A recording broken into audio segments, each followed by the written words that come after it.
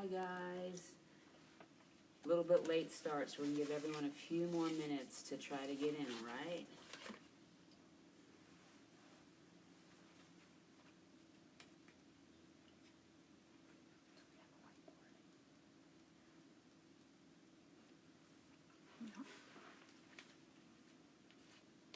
Hi Margaret.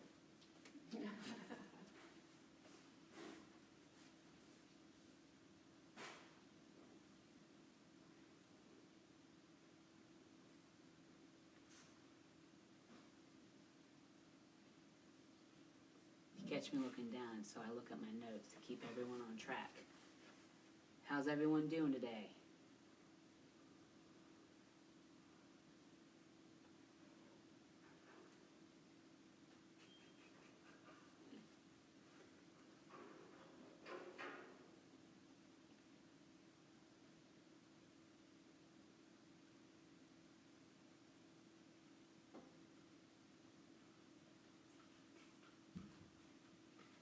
So we'll wait a few more minutes.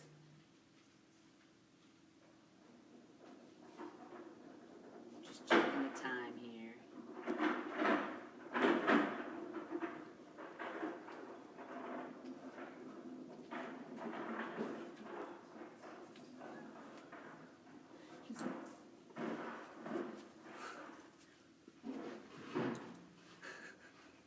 Hey Will, looking forward to learning with you today.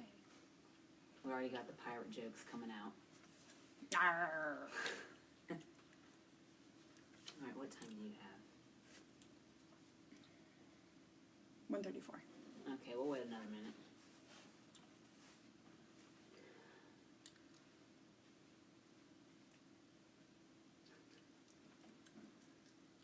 Tell them how they'll see us again this afternoon at 3.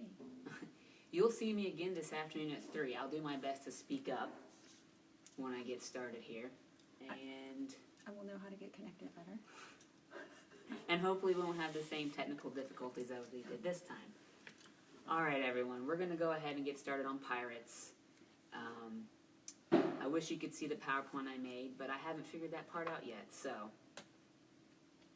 So pirates or privateer. I'm sure that you have heard both terms. A pirate is someone who attacks or robs someone, usually at sea. A privateer is an armed ship owned and run by someone who's a private individual holding a government commission, authorized for use in war, especially in the capture of an enemy merchant shipping vehicle. However, are they really that different? So let's say I'm a privateer on behalf of England, but if I rob something from Spain, Spain doesn't really care whether or not I have that commission from England. I'm still a pirate to them. So those terms are a little bit fuzzy when you look at them in reality. So the oldest pirates that we know of are from the 14th century BCE, and we call them the Sea Peoples. They were a loose confederation of people. We don't really know who or where they came from. They attacked ancient Egypt and the East Mediterranean from about 1200 to 900 BCE. Now, the next group of pirates we're aware of are probably more famous for other things. Those are the Vikings. Those are probably the most famous medieval pirates. They even plundered way inland in Western Europe. All major cities in Western Europe were plundered at one point by the Vikings. They plundered as far south as North Africa, Italy, and the Baltic Sea. So they got around pretty far. The next group of pirates we're going to talk about for a minute are Mediterranean Corsairs.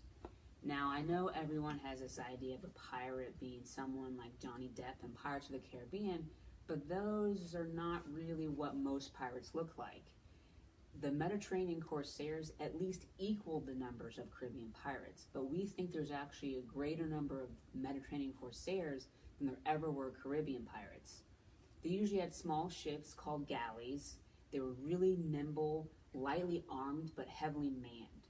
So what that meant, they could go really fast, and they had a lot of people that they could take another ship with. They didn't want a lot of cannons. They wanted people to, when they got on that other ship, they could easily overpower it. Those ships are hard to hunt down and capture.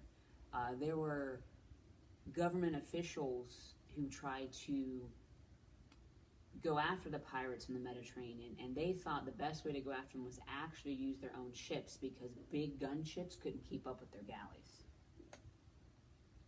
The most famous Corsairs were probably the Barbary Pirates. They operated under or for, nominally, the Ottoman Empire. They were allowed to attack enemies of the Ottoman Empire, so that was anyone basically in Europe. They were part of the competition between empires. So the Ottoman Empire, what's today Turkey, had a much bigger area of land, and they wanted to compete with places like England and the Spanish Empire in particular.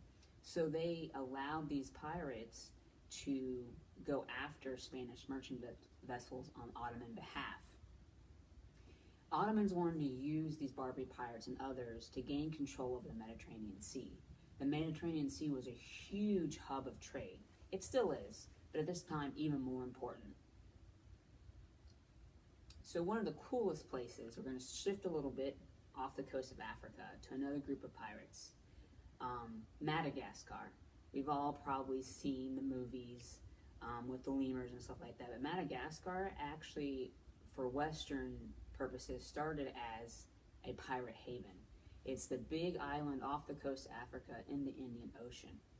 The population of pirates during the 17th and 18th centuries was almost 1,000 pirates. Pirates actually raised families there to get away from, authorities in their own home countries. And where Madagascar is located, right along the side, you have all the shipping channels that go over into the Indian Ocean, like India and China, so they're easy targets for them. There's actually, if you look this up on the internet, there's actually the only known pirate cemetery is actually on Madagascar. There's some pretty cool pictures. So since we're shifting a little bit more east, we're going to talk about East Asia. Under the Qing Dynasty, which is 1644 to 1912, Chinese pirates grew into large fleets. And actually the Chinese pirate fleets are some of the largest we know of. They did considerable damage to the Chinese economy. They preyed largely on the junk trade, and they controlled coastal villages. So any of these villages on the coast of China, Chinese emperors really had no control. These villages had to pay protection money. They had to pay their dues to these pirates. If they wanted to trade anything, they had to trade with whoever the pirate was in control of their village. One of our biggest known pirates we know of is actually a Chinese lady. Her name is Cheng Shi, and she commanded a fleet of over 300 ships and over 20,000 pirates. She, like a lot of other female pirates, dressed in male clothing because of gender discrimination. There was this idea that women were unlucky on the seas, or they couldn't do the same things a man could do. So they would dress what we would call more masculine in order to try to separate themselves from the more feminine stereotypes associated with women. Mary Read and Anne Bonny are Western examples that we know of. And they're the types of, Mary Read and Anne Bonny are the types of pirates we think of. They're the Caribbean pirates. When we think of pirates, we think of the golden age of piracy that was from 1650 to the 1720s. And that was largely a competition between England and Spain. And when England and Spain ended, for the most part, their overt war with one another, a lot of these now privateers were out of the job, so they just transitioned to pirating everybody and not just the Spanish. You have, thousands of out-of-work sailors that now just set up different islands like Tortuga, which is off the coast here of Florida, was a pirate haven, much like Madagascar was in the Indian Ocean. And they specifically went after merchant fleets, whether it was Spanish merchant fleets or if they could get the English ones, they'd go after those. And one of the biggest questions everyone thinks about, did pirates actually steal treasure? We all have this idea that they would go and get Spanish galleons or other pieces of eight and gold, and it's not that they didn't want money, but a lot of these ships wouldn't have a lot of physical coin on them. They might get lucky and take a Spanish treasure fleet, but those are pretty well armed and guarded.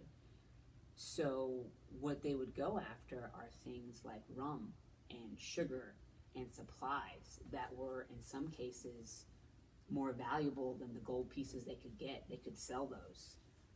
A lot of places in these Caribbean islands were so desperate for supplies, they didn't really care who was selling it to them as long as they got what they needed to keep their colony alive. So I have a question for everyone. Did pirates really walk the plank? We've seen this before. Peter Pan has it on there. Other movies have it. But they didn't actually make people walk the plank.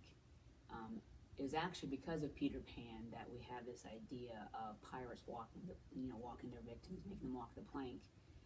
But they had other ways of punishing members if they felt they needed punished. Marooning was semi-popular, where they would leave them on an island with maybe a pistol and a bottle of rum, and that was it. There were other ways, a little more brutal, that we're not going to quite get into. So did pirates actually bury their treasure? They didn't bury their treasure either. They didn't keep a lot of money on them. If they got money, they would go spend it, whether it be on things like alcohol or sometimes clothing or other things like food. Very rarely did a pirate ever actually bury a treasure. We don't actually know of anyone who did, because there's no guarantee that they'd be able to find their spot, right? Even if it was marked, someone could steal their map and try to get it. So we all think of pirate flags called the Jolly Roger as well on their ships. Did they actually fly a Jolly Roger, a pirate flag? That one's actually true. There's the typical skull and crossbones that you think of. Pirates would actually fly that, but a lot of them made their own Jolly Rogers. What they would do is they would fly either a Spanish flag or an English flag, some other major nation, get close enough to these merchant vessels and quickly bring down that flag and pull up their own Jolly Roger. And you could actually identify a pirate ship by their Jolly Roger if they were the big ones. Like Blackbeard had his own, and Richard Worley had his own. So Blackbeard was actually a skull guy stabbing a heart. You can find all these on the internet. Edward Lowe, Thomas Tew, they all had their unique symbols to show that that was their ship. So, that's all the lesson.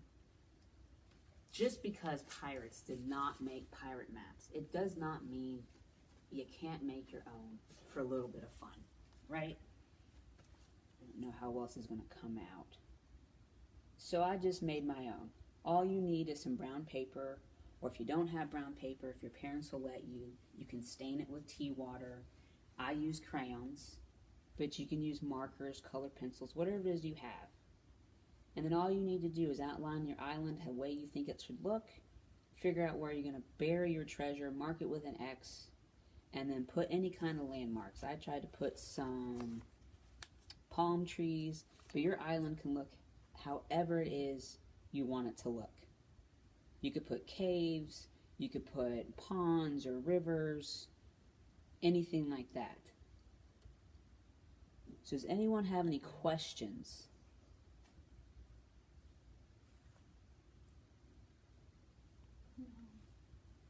I'll wait a few more minutes.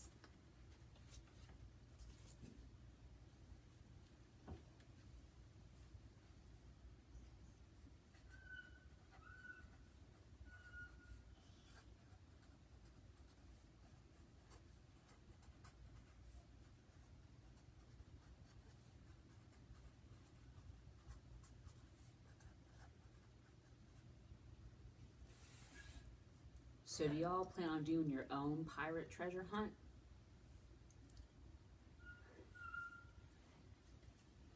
Make sure you talk to your parents before you do this, so they know that why you are running around the house trying to hide treasure from anyone else who's in there. So you could hide your own treasure, And then you can make a map and see if your parents can find out where you hit it, see how good your map making skills are.